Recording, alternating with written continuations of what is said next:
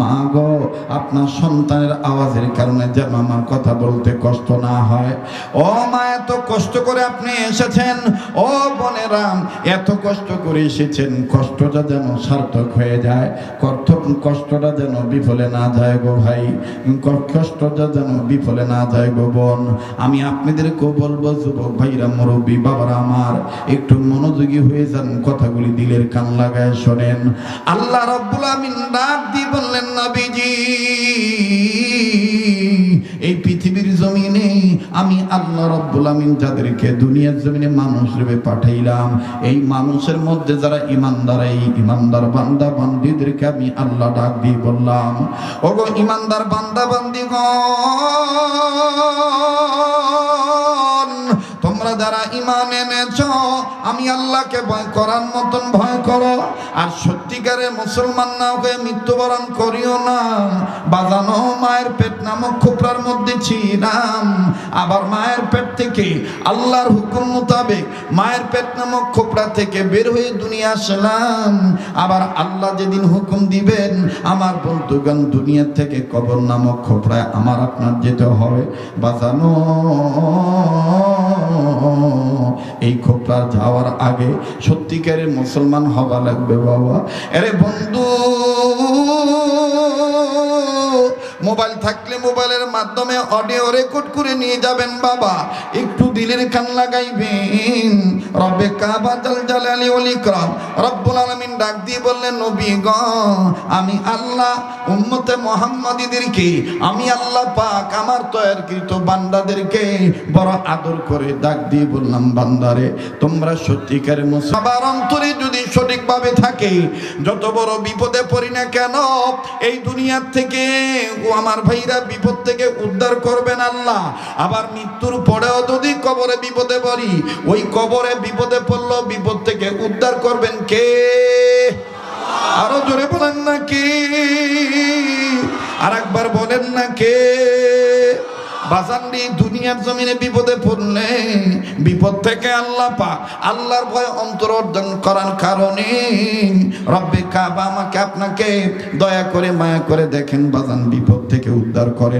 কেমন করে বাজান বিপদ থেকে উদ্ধার করে, আমি আপনাদের কাছে কথাগুলি রিলি করে শোনাই, খুব মনোযোগী হয়ে কথাগুলি শুনবেন, একটু এদিক সেদিক কান লাগাবেন না, একটু এদিক সেদিক খেয়াল দিবেন না বাবা। এদিক সেদিক খেয়াল দিলে আমার বন্ধুগণ আলোচনার পয়েন্ট আপনি হারিয়ে ফেলবেন। আর আলোচনার পয়েন্ট যদি আপনি হারিয়ে ফেলেন, আলোচনা বুঝতে কিন্তু আমার আপনার কষ্ট হবে। আরে বাবাজি, অনিবার্য কারণে রাত্র হয়ে গেছে, সঙ্গত কারণে আমার বন্ধুগণ রাত্র গভীর হয়ে গেছে। এই গভীর রাজনীতি আমি বলে দিয়ে যাই, যুবকরে, তুমি আল্লাহকে ভয় করো না? মা বঙ্গ, তোমরা কেন আল্লাহকে ভয় করো না? আরে ভাইজান, আমি আপনি কেন আল্লাহকে ভয় করব না? আল্লাহর ভয় যদি অন্তরে থাকে, আমার বন্ধুগণ, এই ভয়ের গুণে আল্লাহ আপনাকে জয়লাভ করে দিবে। যদি থাকে আমার আপনার অন্তরে আল্লাহর ভয়, আমি আপনি করব সকল কাজে জয়। কথা বলেন ঠিক না বেঠিক? আবার বলেন ঠিক না বেঠিক? লম্বা করার কোনো সুযোগ নেই। উম্মতের ওলামায়ে কেরামগণ বসে আছেন, ওনাদের কাছে জিজ্ঞাসা করে দেখবেন। আরে বাবাজি, সহিহুল বুখারী শরীফের হাদিসের ঘটনা, বুখারী শরীফের মধ্যে পাওয়া যায় আল্লাহ পাকের তিনজন গোলাম। আরে বন্ধু আমার ভাইরা, নিজ নিজ কর্ম করার পর পারিশ্রমিক গ্রহণ করিয়া আপন সংসার ঠিক রাখার জন্যে, কেউ ছেলে মেয়ের জন্য বাজারঘাট করিয়া, আবার কেউ মা বাবার জন্য বাজারঘাট করিয়া, আবার কেউ আমার বন্ধুগণ কোনো প্রকার সংসার ঠিক রাখার জন্য বাজারঘাট করিয়া, তিনটা সন্তান যখন একই সুন্দরভাবে একইভাবে রওনা দিল, আপন গতিতে চলতেছেন, হঠাৎ করে বাজানো আল্লাহর হুকুমে ঝড় তুফান শুরু হয়ে গেল, যেটা আপনাদের রংপুর বিভাগের আঞ্চলিকতায় বলে ঝড়ি শুরু হয়ে গেল। এমন ঝড় তুফান শুরু হয়ে গেল, এমন ধুলা চোখে মুখে শুধু অন্ধকার অন্ধকার, কাছের লোককেও দেখা যায় না, দূরের লোককেও দেখা যায় না। আমার বন্ধুগণ, আমার ভাইরা, প্লিজ খুব খেয়াল করে শুনবেন বাবা। বক্তা কেমন আসলো, মাহফিল কেমন হইল, লোক কেমন জমা হইল, বক্তার গলা কেমন সুন্দর, বাজান এই চিন্তা ভাবনা একটু আপনি দূর করে দিবেন বাবা। একটু দিলটা নরম করবেন বন্ধু। কেউ চলে গেলে তাকে চলে যেতে দিবেন, খবরদার কারো যাওয়া দেখে কেউ যেন না যায়। মনে রাখবেন বাজান, আপনার কবরে আপনার যাওয়া লাগবে, আমার কবরে আমার যাওয়া লাগবে, খোপরা নামক কবরে আমারই খোপরা নামক কবরে যাওয়া লাগবে, আপনার ওই বাজান খোপরা নামক কবরে আপনার ওই যাওয়া লাগবে। কাজে আপনার জবাব আপনি দিবেন, আমার জবাব আমি দেব। কথা বলেন ঠিক না বেঠিক? মান আরাফা নাফসাহু ফাকাদ আরাফা রাব্বাহু, যে নিজের চিনলো সে আমার আল্লাহর চিনলো, যে নিজেকে চিনে নাই সে আমার আল্লাহকে চিনে নাই। বাজান রে, জীবনের শেষ বয়ান মনে করে বয়ান করছি। 3টা সন্তান যখন রওনা দিল, এমন ধুলার ঝড় বাতাস শুরু হয়ে গেল। অন্ধকার বাজান, কেউ কোনো কিছু দেখতে পারে না। হঠাৎ করে আমার ভাইরা 3 জনের মধ্যে একজন চিল্লায় উঠলো, এখন আমরা কি করি উপায়? 3 জনের মধ্যে যার বয়স একটু বেশি, সে পরামর্শ দিয়ে ডাক দিয়ে বলল, ভাই রে, এইভাবে চিল্লি করিয়া কোনো লাভ নাই, দেখো কোনো গর্ত পাওয়া যায় কিনা, দেখো কোথাও কোনো আশ্রয় নেওয়া যায় কিনা। ও বাজান হাঁটতে চলতে ফিরতে একটু দূরে নজর করে দেখে সুন্দর একটা গর্ত দেখা যায়। বাজানের 2 পাশে 2 সাইডে পাহাড়, মাঝখান দিয়া রাস্তা। এই মাঝখানের রাস্তায় আমার বন্ধুগণ সুন্দর একটা আমার ভাইরা গর্ত দেখা যায়। 3 জন যুবক ডাক দিয়ে বলতেছেন, আপাতত এই গর্তের মধ্যে আমরা আশ্রয় নিই। আমার ভাইরা 3 জন একে একে করে যখন গর্তের মধ্যে ঢুকলো, 3 জনের যখন ঢোকা শেষ হয়ে গেল, আল্লাহর কুদরতের খেলা কেউ বুঝে আবার কেউ বুঝে না। কথা বলেন ঠিক না বেঠিক? 3 জন যখন গর্তের ভিতর প্রবেশ করলেন, 3 জনের যখন গর্তের ভিতর প্রবেশ করা শেষ হয়ে গেল, আল্লাহর হুকুমে ওই গর্তের সাইডে জামার বাজানরে বিশাল আকারের একটা পাথর ছিল। এই পাথরটা গর্তের মুখ বরাবর আমার বন্ধুগণ গড়ায় পড়ে গেল। গর্তটার মুখটা আটকায় গেল, সামান্য একটু ফাঁক রইল যাতে নিঃশ্বাস নিতে পারে, বাতাস আদান প্রদান করতে পারে। এবার বাজান 3 জন যখন দেখলো গর্তের মুখ আটকায় গেল, অনেক চেষ্টা করতেছে হাত দিয়ে পাথর সরানোর জন্য, কিন্তু না, নড়ে না, পাথরটা সরানোই যায় না। 3 জনের মধ্যে ভিতরে আরো ভয় ঢুকে গেল। কি করি উপায়? ভাবিলাম এখানে আসলে বিপদ থেকে উদ্ধার হব, এখন দেখি বিপদ আরো বাড়ি গেল। কথা কম ঠিক না বা ঠিক? কষ্ট হইতেছে আপনাদের? বেজার হইতেছে? চলবে কি চলবে না? কতক্ষণ জোরে কন? শরীয়তপুরি কি নকল না আসল? হ্যাঁ, শরীয়তপুরি নকল না আসল? শরীয়তপুরি নকল করবে কিন্তু ধরা খাইবে। কথা কয় না?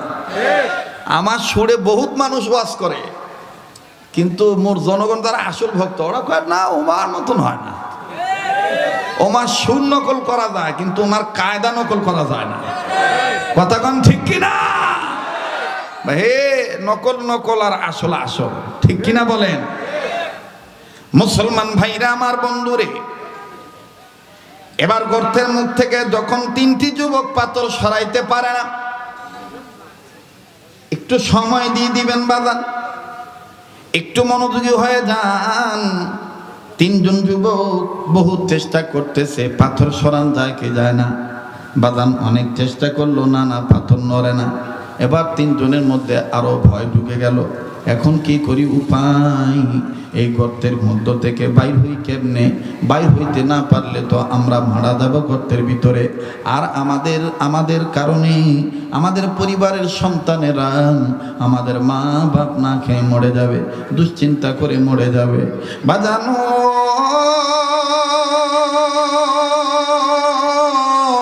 3 জনের মধ্যে যিনি বড়, তিনি অভয় দিয়ে ডাক দিয়ে বলে, চিন্তার দরকার নাই, বিপদ দিয়েছেন যে আল্লাহ, বিপদ থেকে উদ্ধার করবেন ওই আল্লাহ।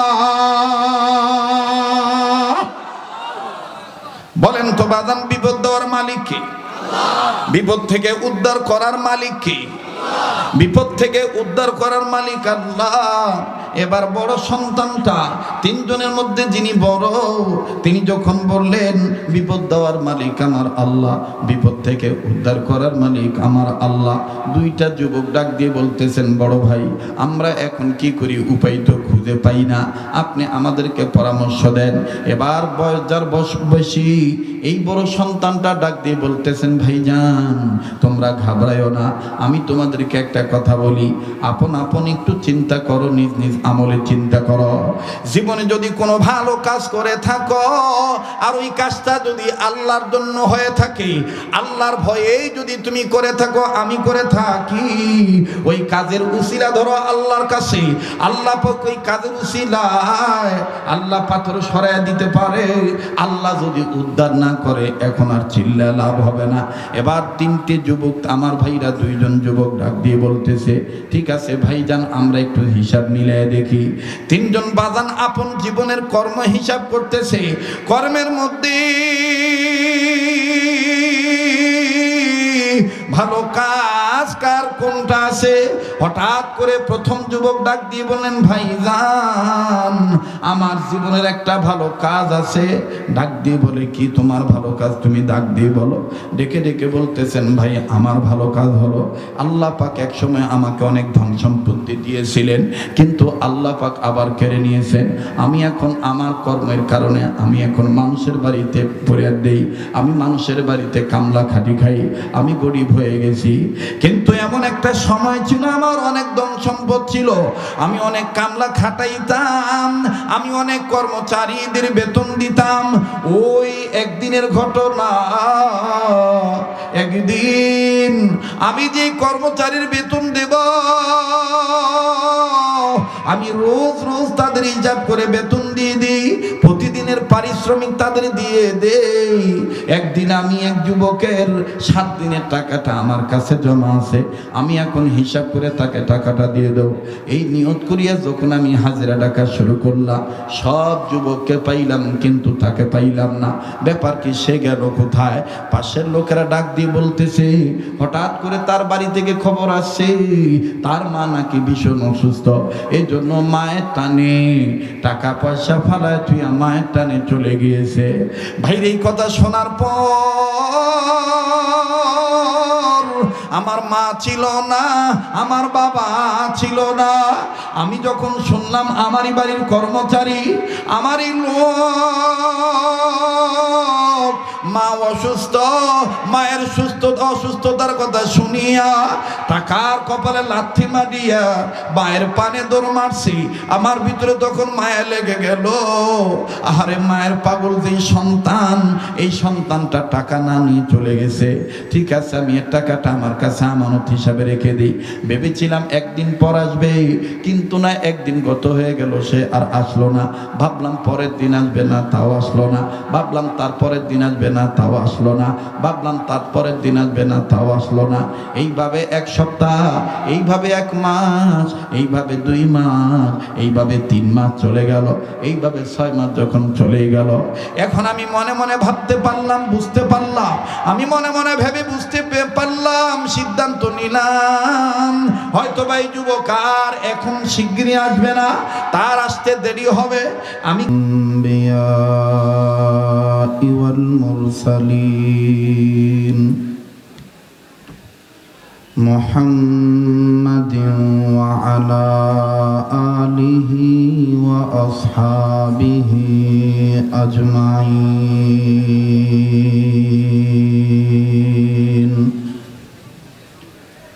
আম্মা বা'দা ফাআউযু বিল্লাহি মিনাশ শাইতানির রাজীম। বিসমিল্লাহ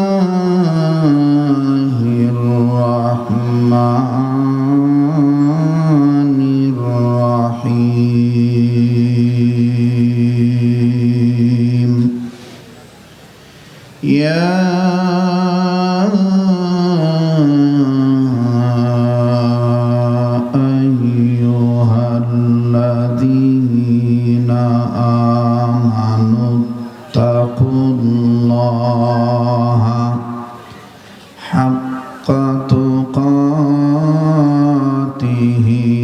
ولا تموتن إلا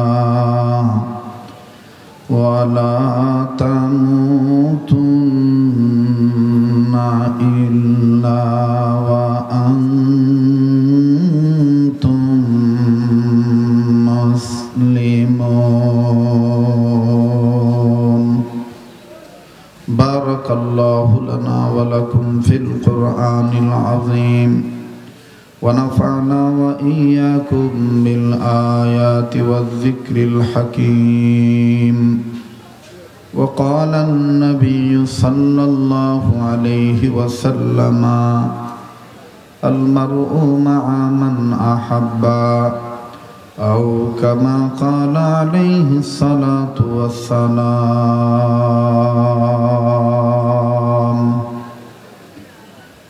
আজ করব না করব কালি, এইভাবে দিন গেল চলি, কেমনে মোরা হিসাব দেব আল্লাহর কাছে হাসর বেলা।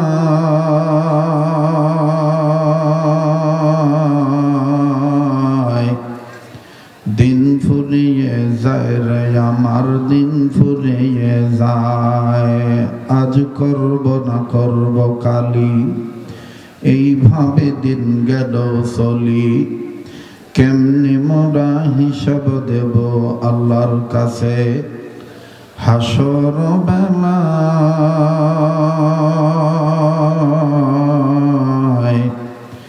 দিন ফুরিয়ে যায় রে আমার, দিন ফুরিয়ে যায়। একদিন তোর মাটির দেহ থাকবে না রে হায়,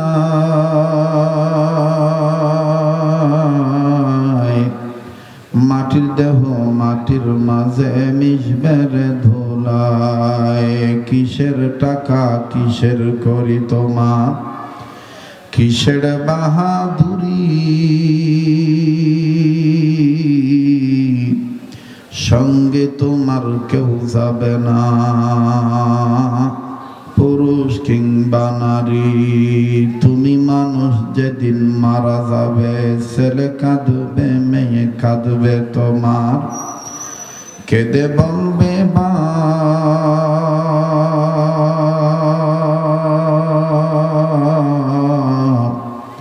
তবু মানুষ নির্দয় হয়ে দিলে রে দিবে রে তুলে মাটির চাপ। হাসতে দুনিয়া বর্মে সালে কান্তারা, বগজা রাজওয়ে গর্তদারি রোবারা। আইশ ইশরাত के लिए इंसान ही याद रख तो बंदा है मेहमान ही। बट বৃক্ষে কুল সমফল কে দিল রে লতার গাছে, এত বড় কদু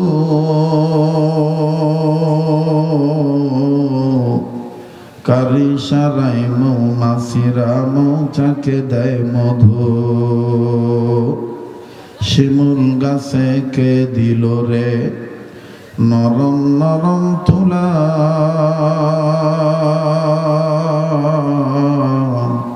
কারিয়া দেশে চৈত্র মাসে জমিন মাঝে ধুলা।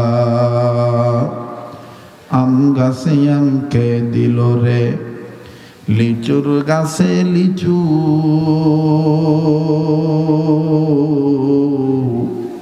আপন রবের কথা চিন্তা করে মানুষ মাথা রাখো নিচু। মাঠ ভরা ওইকে দিল রে শস্য ফুরান, চিন্তা করে দেখো মানুষ এসবই হলো আল্লাহ পাকের দান। সবাই কালেমা পড়েন লা ইলাহা জোরে জোরে লা ইলাহা ইল্লাল্লাহ লা ইলাহা আরো জোরে লা ইলাহা। আলহামদুলিল্লাহ ভাইজান, কালেমা তৈবা লা ইলাহা ইল্লাল্লাহ জোরে বলতে কি কোনো সমস্যা আছে? একটু মনোযোগী হন, যারা এলোমেলো ভাবে ঘুরতেছেন একটু স্থির হয়ে যান। আমি জানতে চাই লা ইলাহা ইল্লাল্লাহ জোরে পড়লে কি কোনো সমস্যা হবে? তো সবাই জোরে জোরে কালেমা পড়ে লা ইলাহা,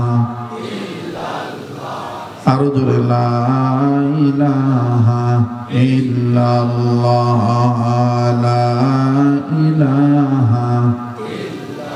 জবান খোলেন, জবান খোলেন, লা ইলাহা ইল্লাল্লাহ, লা ইলাহা মুহাম্মদ, লা ইলাহা ইল্লাল্লাহ, লা ইলাহা। যার দিলে আছে আল্লাহর ভয়, আল্লাহ আল্লাহ সব সময় বলেন। যার দিলে আছে আল্লাহর ভয়, আল্লাহ আল্লাহ সব সময়। আহার নিদ্রা ভালো লাগে না, দুনিয়াদারি ভালো লাগে না, ভালো লাগে যে ইল্লাল্লাহ, লা ইলাহা ইল্লাল্লাহ জোরে লা ইলাহা, লা জোরে লা ইলাহা মুহাম্মদ, লা ইলাহা ইল্লাল্লাহ, লা ইলাহা। ভাইজান মুসা নবী কালিমুল্লাহ, ইব্রাহিম নবী খলিলুল্লাহ। বলুন মুসা নবী কালিমুল্লাহ, ইব্রাহিম নবী খলিলুল্লাহ। বাবা আদম সফিউল্লাহ, আমার নবী হাবিবুল্লাহ। লা ইলাহা ইল্লাল্লাহ জোরে লা ইলাহা, লা জোরে লা ইলাহা। জবান খোলেন না, লা ইলাহা ইল্লাল্লাহ, লা ইলাহা।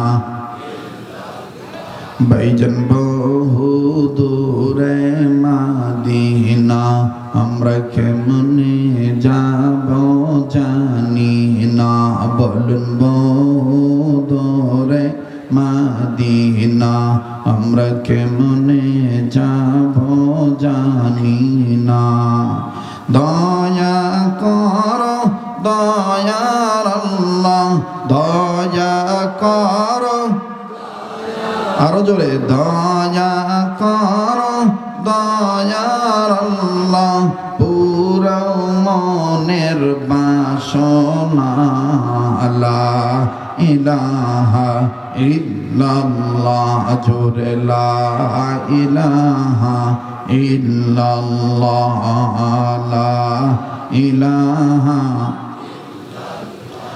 ইল্লাল্লাহু ইল্লাল্লাহ, ইল্লাল্লাহু ইল্লাল্লাহ, লা ইলাহা ইল্লাল্লাহ, লা ইলাহা। লা জোরে লা ইলাহা ইল্লাল্লাহ, লা ইলাহা, লা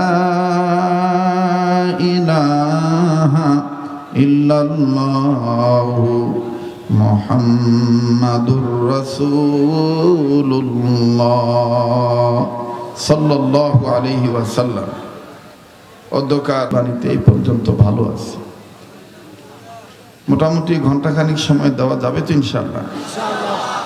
একটু জাগনা হইতে হবে, আওয়াজ দিতে হবে। বলেন আসেন না চলে যাবেন? আচ্ছা, কারা কারা আছেন একটু দুহাত তুলে আল্লাহকে দেখান তো দেখি ইনশাআল্লাহ। একটু মোট করে ধরেন, সারেন, ধরেন, সারেন, একটু বেহেস্তের বাগান সাজানোর মতন আঙ্গুলগুলো ছড়ান। এবার একটু ঘুম ভাঙানোর জন্য, অ্যাটেনশন ঠিক করার জন্য ডাইন বাম মারা সারা দেন, জোরে নাড়েন, জোরে নাড়েন। আর মুজাহিদের মতন, যেহেতু কিশোরগঞ্জ থানা ইসলামী আন্দোলনের উর্বর জমিন, উচ্চ আওয়াজে বিপ্লবী কণ্ঠে বলেন তো আল্লাহু আকবার। হয় নাই? আবার বলেন আল্লাহু আকবার। আর একবার কোন আল্লাহু আকবার। হাত নামা, খুব খেয়াল করে কথাগুলি শোনা চাই। ভাই এই যে মোবাইলের ফ্ল্যাশ লাইট বন্ধ করেন, হ্যাঁ ভালো করে বসো, এই অন্তরে ভিডিও করো, একটু খুব খেয়াল করে কথাগুলি শোনা চাই। মহতারাম হাজিরিন, আল্লাহ তাআলা দয়া করছেন বিদায় আজকের মাহফিল সম্ভব হইতেছেন, ঠিক কি না? বিগত দিনে যে বৃষ্টি ছিল, আশা ছিল না যে মাহফিল হবে। আল্লাহ দয়া করছেন। বলেন কে দয়া করছেন? আবার বলেন, আর একবার বলেন, আল্লাহ। আমার ভাইরা, আমি পবিত্র কোরআনুল কারীমের পরিচিত একটা আয়াতে কারিমা তেলাওয়াত করছি, যে আয়াতকে সামনে রেখে আমি যতক্ষণ আলোচনা করি ততক্ষণ এই আয়াতকে সামনে রেখে আলোচনা করার চেষ্টা করব ইনশাআল্লাহ। আল্লাহ পাক এই আয়াতে কারিমার মাধ্যমে সর্বস্তরের ইমানদার বান্দা বান্দীদেরকে ডাক দিয়ে বললেন, তোমরা আমাকে ভয় করার মতন ভয় করো, আমাকে ভয় করো, ভয় করার মতন ভয় করো, আর সত্যিকারের মুসলমান না হয়ে মৃত্যুবরণ করিও না। বলেন এ কথাটা কার? আর একবার বলেন, আর একবার বলেন, আল্লাহ। এবার আপনারা একটু জবাব দিবেন। আমি এই কথাটা বোঝানোর জন্য একটা উদাহরণ দিয়ে আমি বুঝাবো, যাতে আপনাদের সহজ হয়। আপনাদের এই অঞ্চলে আজ থেকে 10, 15, 20 বছর আগে, শুধু এই অঞ্চলে নয়, বাংলাদেশের প্রত্যন্ত অঞ্চলে ম্যাক্সিমাম বাড়িতে গৃহিণী গৃহকর্তার চেষ্টায় হাঁস মুরগি লালন পালন করা হইতো। এখন কমে গেছে, তুলনামূলক আগের মতন আর হাঁস মুরগি বাড়ি ঘরে লালন পালন করা হয় না। কথা বলেন, সবাই বলেন। আচ্ছা, কম হোক বেশি হোক, এখন থাক আর না থাক, বলেন তো দেখি কিশোরগঞ্জের বাবারা ভাইরা, নীলফামারী জেলার বাবারা ভাইরা এবং রংপুর জেলার বাপ ভাইরা, আপনারা বলেন, হাঁস মুরগি যে ঘরটায় থাকে আপনাদের এই অঞ্চলের ভাষায়, আঞ্চলিকতায়, সেই ঘরের নাম কি বলেন আপনারা? কি বলেন? খোপরা।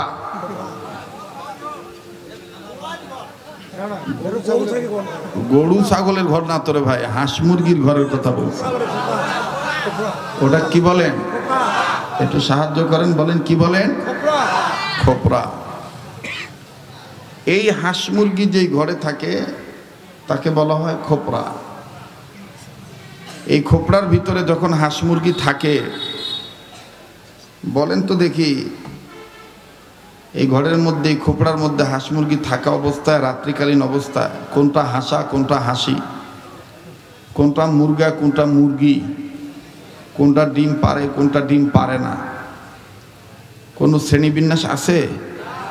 কোনো তফাৎ আছে? দেন ডিম দেয় না, এক আলাদা খোপড়া থাক, হাঁসা আলাদা ঘর থাক, এরকম বলে নাকি? বলে। সকাল যখন হয়, এই খোপড়ার মুখ যখন বাড়িওয়ালা খুলে দেয়, আমার কথাগুলি খুব খেয়াল করে বুঝবেন। মুখ খুলে দিলে হাঁসা হাসি, মুরগা মুরগি, ডিম পাড়া ডিম না পাড়া সব একসাথে বাইর হয়, ঠিক কিনা? বাড়িওয়ালা যদি কোনো খাদ্য দেয়, খায়, দিলে খায়, না দিলে না খায়, আপন গতিতে চলে যায়। সারাদিন আর হাঁস মুরগি বাড়িতে আসে না। বেলা ডুবার আগে আবার খুপড়ার ঢোকার যখন সময় হয় তখন আসে। কিন্তু মাঝখানে একটা কথা বাদ পড়ে গেল, দিনের মধ্যে আসে, ডিম পাড়া মুরগি কিন্তু আবার আসে। কথা কয় না? ডিম পাড়া মুরগি আসে না 11টা, 11:30, 12:15টার দিক যখন ওর ডিম পাড়ার ব্যথা ওঠে তখন দেখবেন আসিয়া সিগন্যাল দেয় কক কক কক। কথা কয়। আমি কি গোরস্থানে বয়ান করতেছি? মরিটরি গেছেন নাকি ভাই? কি আমার কথা বোঝেন না নাকি? একটু জব দিতে হবে। আসিয়া সিগন্যাল দেয় যে আমার পেটে ব্যথা উঠছে, ডিম দেব কোথায়, জায়গা কোনঠে? কথা কয় না। তখন এই বাড়িওয়ালা তার রীতিনীতি অনুযায়ী আলগা আর একটা ডিম দিয়ে হয় যেখানে প্রতিনিয়ত ডিম দেয়, ঠিক কিনা? এই ডিমের উপর মুরগি যায় বসে 40 মিনিট 45 মিনিট যতক্ষণ লাগে লাগুক, আল্লাহর হুকুমে ডিম একটা পারে। কিন্তু ডিম পারার আগে তার ধরপরানি আওয়াজ থাকে একরকম, ডিম দেওয়ার পরে বাপরে বাপ পুরা কিশোরগঞ্জ থানা গরম করি ফেলা। কথা কয় না, জোরে কথা কন, জোরে কথা বলে। মানে ওর সিগলানের ঠেলায় মনে হয় যে ওই ডিম দিছে ওজন হইবে আধা মণ, কিন্তু যাইয়া দেখা যায় যে 1 পোয়া হবে না ডিমের ওজন। এই এত কোনা ডিম দিয়ে এত তার সিগলানি, ঠিক কিনা বলেন? যাই হোক বাবা, রসিকতার ছলে একটু গ্রাম্য কথা বললাম। এই হাঁস মুরগি খোপড়ার থেকে বের হয় আর বেলা ডোবার আগে, সন্ধ্যার আগে, খোপড়ায় ঢোকার আগে আবার বাড়ির আঙিনায় আসে। আপনাদের এলাকায় আঙিনা বলে না আগিনা বলে? আগিনা। এই আগিনাতে এসে দাঁড়ায়। কোনো মুরগি আবার গাছের ডালত ওঠে, কোনো মুরগি আবার ভালো ঝাড়া বিছনা যায় হাগে। কথায় কবার চায় না রে, এরকম এলোপাতারি ঘোরাঘুরি করে। সর্বশেষ যখন খোপড়ায় ঢুকবে সন্ধ্যাবেলায়, ঢোকার আগে আগিনাত আবার সব জমা হয়। আপনারা দেখছেন কিনা জানি না, ওই মুরগিগুলোর মধ্যে যেটা রানী মুরগি, ওই না ঢুকিয়া দেখবেন মালিকের পাশে, মালিকের দিকে তাকায় আর এইরকম ঘাড় কোনা নাড়ায়, নাড়ায় একটা সিগন্যাল দেয়। কথা কয় না। এটার অর্থ হলো এই মুরগি মালিকের ডাক দিয়ে বলে, মালিক সকালবেলা যে কয়টা বডি ছেড়ে দিয়েছিলেন, এখন তো আমরা সারাদিন বিভিন্ন জায়গায় ছিলাম, এখন তো আবার ঢুকবো রাত্রের জন্য, একটু গণি দেখেন, হিসাব করি দেখেন ঠিক আছে না নাই। কথা কয় না, জোরে কথা বলেন। তখন গণি দেখে দেয় না, ঠিক আছে, আস্তে করে আবার খোপড়ার মুখ লাগায় দেয়। বাস, আমার কথা শেষ। প্রথম নাম্বার চ্যাপ্টারটা শেষ হয়ে গেল। আমি আপনি হাঁস মুরগি যে ঘরে থাকে সে ঘরটার নাম কি যেন বললেন? খোপড়া। আবার খোপড়ার যায় সন্ধ্যাবেলায় বেলা ডোবার আগে। আমি আপনি দুনিয়াতে আসার আগে একটা খোপড়া ছিলাম বাবা। সেই খোপড়াটা হলো মায়ের পেট নামক খোপড়া। জোরে বলেন। এই খোপড়ার মধ্যে কে হিন্দু কে মুসলমান, না বাচ্চাগুলো ডিস্টার্ব করে কেন ভাই? সরান না কেন? এখানে এই এই এদেরকে সরান না কেন? এই যে এর সরান, এই বাচ্চাদেরকে সরান এখান থেকে।